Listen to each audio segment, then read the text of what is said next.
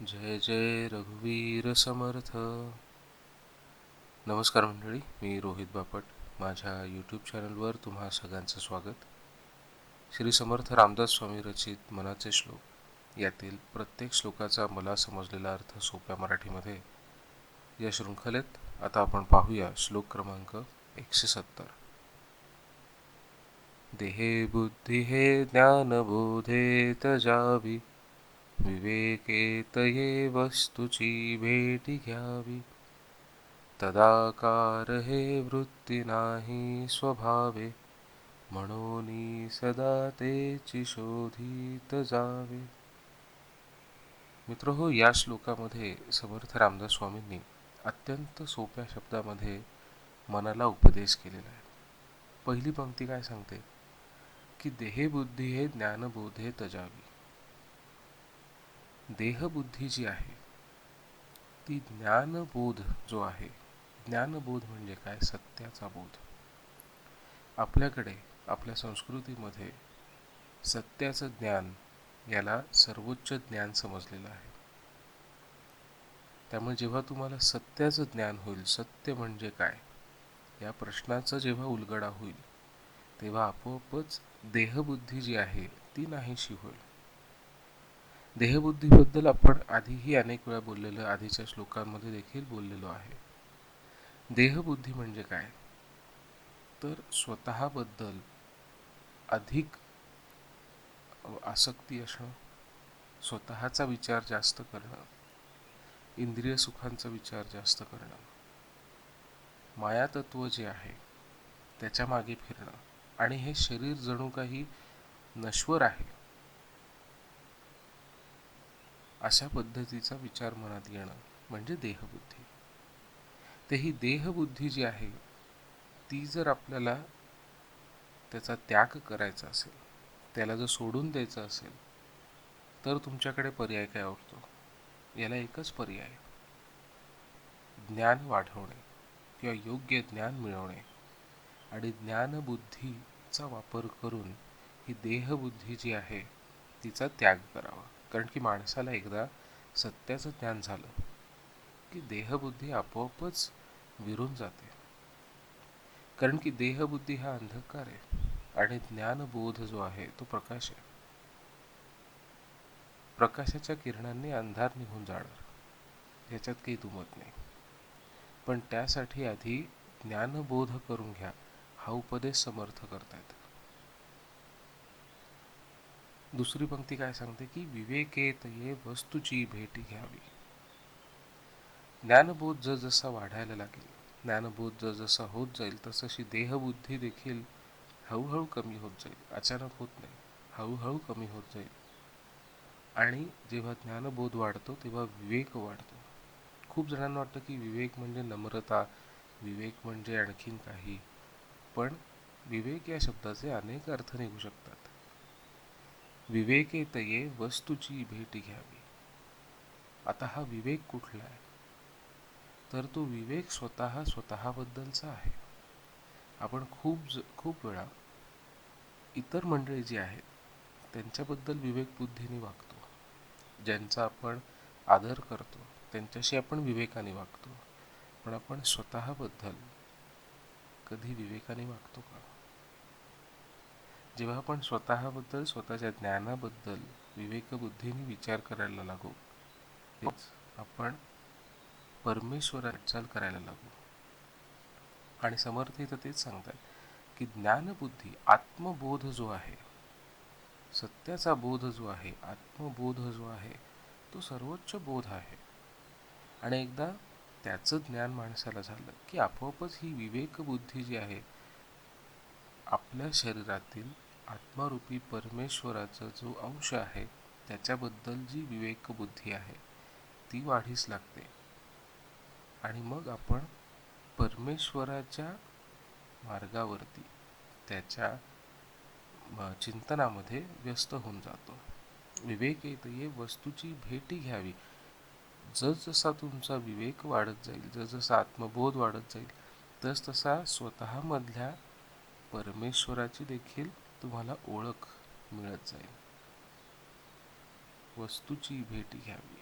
आता हे स्वतःच झाली की आपोआप दुसऱ्यांमध्ये देखील होत जाते. थोडक्यात असं की आत्मबोध, ज्ञानबोध जेव्हा होत जाईल तेव्हा स्वतःमधला जो परमेश्वराचा अंश आहे त्याची भेट होईल. दुसऱ्यांमध्ये देखील जो परमेश्वराचा अंश आहे त्याची भेट होईल. परमेश्वराच्या जवळ जाऊ आपण. तिसऱ्या पंक्तीत समर्थ काय म्हणतात की तदाकार हे वृत्ती नाही स्वभाव.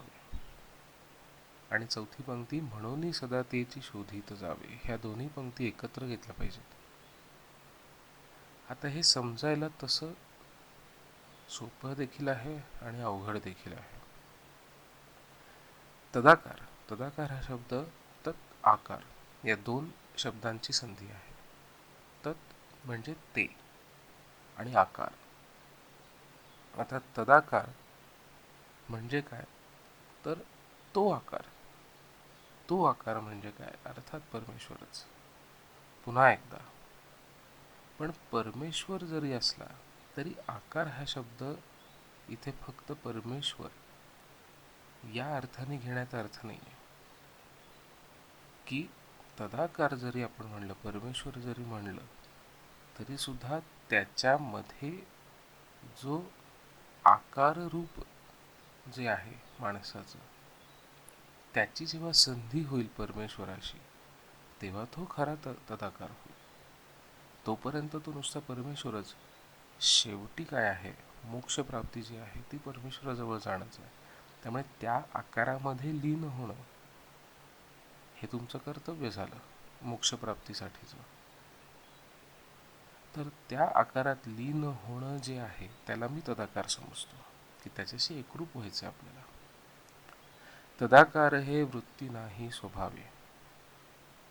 समर्थ रामदास स्वामींनी मानवी स्वभावाचं वर्णन एका वाक्यात सोप्या शब्दामध्ये केलेलं आहे की परमेश्वराशी एकरूप होणं हा मूळ माणसाचा स्वभाव नाही. माणूस हा षड्रिपूंनी वेढलेला आहे, भयानी वेढलेला आहे, स्वार्थाने वेढलेला आहे आणि कैक विचारांनी वेढलेला आहे. त्यामुळे मूळ स्वभावात माणसाच्या हा तदाकार हा नसतोच. मूळ स्वभावात कधीही परमेश्वराचं चिंतन, त्याच्याशी एकरूप होणं हे त्याच्या स्वभावातच नसतं. कारण की कितीही झालं तरी मनुष्य हा प्राणी आहे, त्यालाही वासना आहेत, इंद्रिय भोग आला, सगळं काही आलं. त्यामुळे मूळ स्वभावामध्ये माणसाच्या तदाकार, त्याच्याशी एकरूप होणं हे स्वभावच नाही आहे, हे वृत्तीच नाही आहे माणसामध्ये. परमेश्वरांनी बनवतानाच तसं बनवलं आणि तसं नाही आहे म्हणून सदा तेची शोधित जावे. तसं जर नसतं, जर परमेश्वराशी एकरूप होण्याची वृत्ती जी आहे ती जर माणसाच्या मनात आधीपासूनच असती तर मग काही प्रश्नच नसते आले. पण ती वृत्ती माणसाच्या मनात नाही. म्हणून समर्थ म्हणतात की म्हणून सदा तेची शोधित जावे. म्हणून त्या तदाकाराच्या शोधात जा, त्याच्या मार्गावर राहा, त्याचं चिंतन करा की काय केल्याने आपण परमेश्वराशी एकरूप होऊ शकू, त्याच्याजवळ जाऊ शकू. कारण की ती वृत्ती नाही आहे. सोपं उदाहरण देतो, खूप जणांना पटेल देखील. गरजेपुरतं खाणं हा माणसाचा स्वभाव नाही आहे, मूळ स्वभाव नाही आहे. मनात येईल तेव्हा खाणं हा स्वभाव आहे, ही वृत्ती आहे. पण गरजेसाठी आणि गरजेपुरतंच खाणं हा योग्य मार्ग आहे. त्याच्यासाठी प्रयत्न करावे लागतात, ज्याला आपण इंग्रजीत डाएट असं म्हणतो. आता तो विषय वेगळा. पण माणसाची वृत्ती ही आपल्या जिभेला आवडेल ती वस्तू खात राहणे हीच आहे.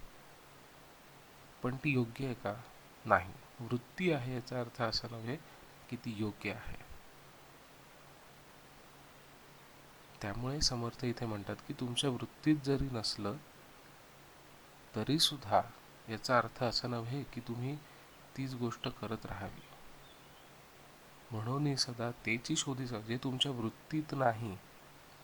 परमेश्वराशी एकरूप होणं जी तुमच्या वृत्तीत नाही आहे त्याच्या मागे जा. परमेश्वराचं चिंतन करा, ज्ञानबोध घ्या, आत्मबोध घ्या, सत्याचा बोध घ्या, देहबुद्धीला बाजूला करा, तिचा त्याग करा. आणि जी देहबुद्धी जेव्हा बाजूला होईल तेव्हा आपोआपच तुम्हाला परमात्म्याचं परमात्म्याच्या अंशाचं परमेश्वराच्या अंशाचं स्वतःत आणि इतरांमध्ये त्याचं दर्शन तुम्हाला होईल. कारण आहे काय की तदाकार हे तुमच्या वृत्तीत नाही, परमेश्वराच्या दिशेने जाणं हे तुमच्या वृत्तीत नाही. अजूनही आपल्याकडे मंडळी आध्यात्मिक म्हणलं की लांब पळून जातं. तुम्हाला अनुभव आला असेल कधीतरी, आध्यात्मिक चर्चा करायचं म्हणलं की लोक लांब पळून जातात, कारण की ती वृत्तीच नाही आहे माणसाची.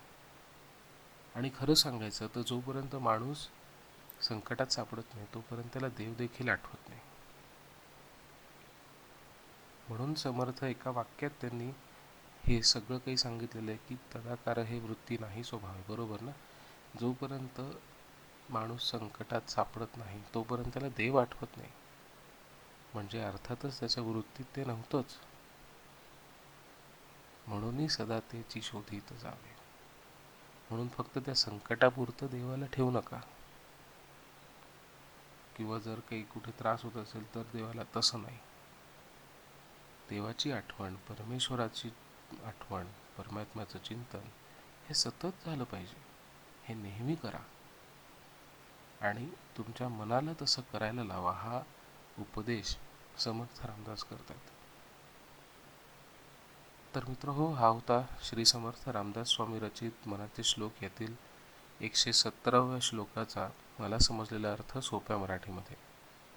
मित्रांनो, तुम्हाला जर काही सांगायचं असेल, सुचवायचं असेल तर या व्हिडिओच्या कॉमेंटमध्ये मला नक्की कळवा.